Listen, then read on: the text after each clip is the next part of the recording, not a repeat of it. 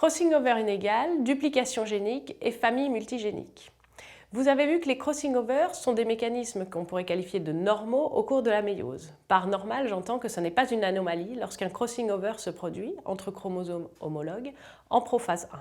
En effet, c'est le moment où les chromosomes sont appariés et donc ils sont tellement proches qu'il se produit parfois des enjambements, c'est-à-dire des croisements précis à des endroits des chromatides et des échanges de chromatides entre chromosomes homologues. Ces crossing over, on ne peut pas prédire où ils se produisent, mais il s'en produit à chaque méiose. En revanche, parfois, les portions échangées ne sont pas équivalentes, c'est-à-dire qu'elles ne portent pas forcément les mêmes gènes ou en tout cas le même nombre de gènes. C'est ce qu'on va essayer d'illustrer ici. Donc on va essayer de réfléchir au mécanisme de crossing over inégal. J'ai représenté une paire de chromosomes homologues, ils sont appariés, nous sommes en prophase 1 de méiose. Ces chromosomes homologues sont dupliqués et j'ai représenté sur chacun 4 gènes A, B, C et D. Nous avons le chromosome numéro 1 donc, qui a sa première chromatide ici et sa deuxième ici. Ce sont les chromatides 1 et 3. Ces chromatides pour l'instant portent donc A, B, C et D en rouge. Ce chromosome homologue, il est apparié à son homologue dont j'ai représenté les gènes en bleu, A, B, C et D ici sur la chromatide 2 et même chose sur la chromatide 4. J'ai aussi représenté un point d'enjambement, un point de croisement qu'on appelle un chiasma. Et vous savez qu'au niveau des chiasmas, pendant la prophase 1, il peut se produire un échange dans les chromatides. Or, vous voyez ici que le chiasma se situe sur le chromosome dont les gènes sont représentés en rouge entre le gène B et C, alors que sur la chromatide 2, donc là où les gènes sont représentés en bleu, le chiasma se situe entre les gènes A et B. Il n'y a donc pas d'équivalence pour les deux chromosomes frères, les deux chromosomes homologues, sur la position du chiasma. Lorsque le chiasma est mal situé, c'est-à-dire qu'il n'est pas placé au même endroit du chromosome, eh bien s'il y a échange de portions de chromosomes, ces portions ne vont pas être équivalentes. Ici, elles ne sont pas équivalentes dans leur longueur et donc dans les gènes qui vont être échangés. Le résultat de ce crossing over qu'on appelle inégal, je l'ai représenté ici de façon très schématique. J'ai remis les 4 chromatides. Ici, on serait une chromatide par chromosome si on était en fin de méiose. Donc dans les gamètes, il y aurait un premier gamète qui porterait la chromatide 1 qui n'a pas été concernée par le crossing over inégal. Elle a toujours ses 4 gènes rouges A, B, C, D.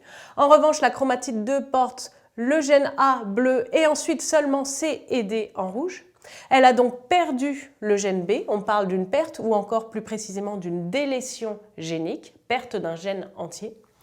La chromatide 3 possède A et B en rouge, puis à nouveau B en bleu, C et D en bleu. Il y a donc eu ajout, elle a cette fois-ci 2 fois le gène B, on parle d'une insertion génique.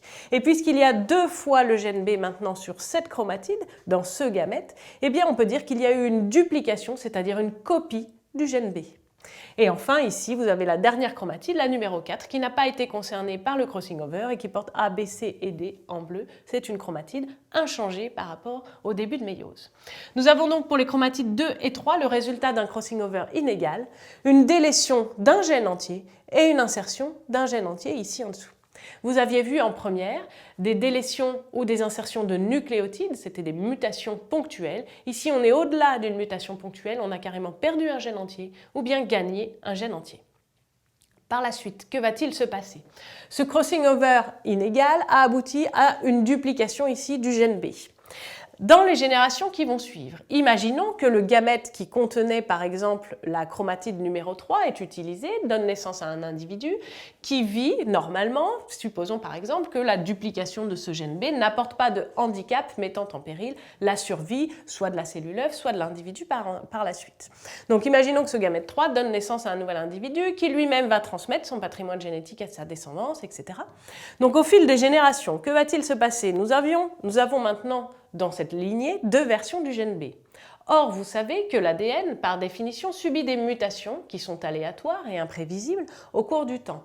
Plus on attend longtemps, donc ici plus on laisse se dérouler un grand nombre de générations, plus les 2 versions du gène B vont subir des mutations.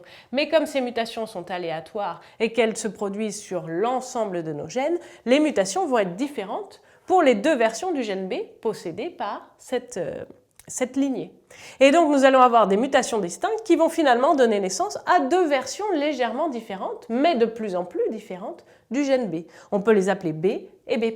Chaque version de ce gène, puisqu'elles sont séparées désormais au niveau du chromosome, va évoluer de son côté, c'est-à-dire subir ses propres mutations qui, au fil du temps, vont transformer très légèrement ce gène B.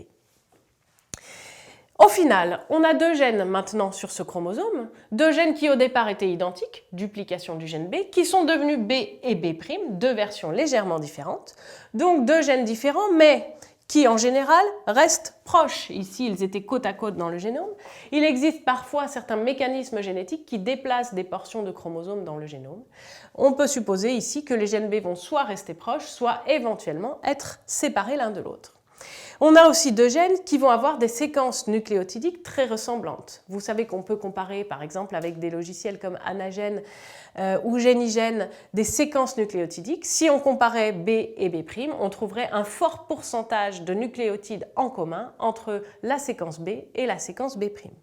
Et enfin, les rôles, c'est-à-dire la fonction au niveau moléculaire et au niveau de l'organisme de ces gènes, va a priori rester comparable. Si les gènes B ont des séquences nucléotidiques proches, B et B' vont avoir des séquences nucléotidiques proches, alors les protéines qu'ils vont permettre de former seront elles aussi a priori ressemblantes et pourraient jouer des rôles comparables dans l'organisme. Je dis a priori car il arrive parfois qu'une simple mutation puisse changer complètement la forme ou le rôle de la protéine codée. Donc, il se peut que ces gènes restent proches dans le génome, gardent des séquences nucléotidiques ressemblantes et des rôles, des fonctions comparables. Parfois, ça n'est pas le cas. Ces gènes B et B' qui vont évoluer distinctement l'un de l'autre forment alors ce qu'on appelle une famille multigénique. Par définition, une famille multigénique, c'est un ensemble de 2 ou plus, 3, 4, 5, 6 gènes qui ont une origine commune. Ici, cette origine, elle est due à la duplication génique du gène B au cours d'un crossing over anormal qui a donné naissance sur un chromosome, ici le chromosome numéro 3, à deux versions du gène B. Ces versions évoluent ensuite séparément, subissent leurs propres mutations, mais constituent quand même une famille multigénique dans le sens où elles vont se ressembler au niveau nucléotidique. Elles peuvent rester proches dans le génome et elles peuvent conserver des fonctions similaires au niveau des protéines et des caractères codés par ces gènes.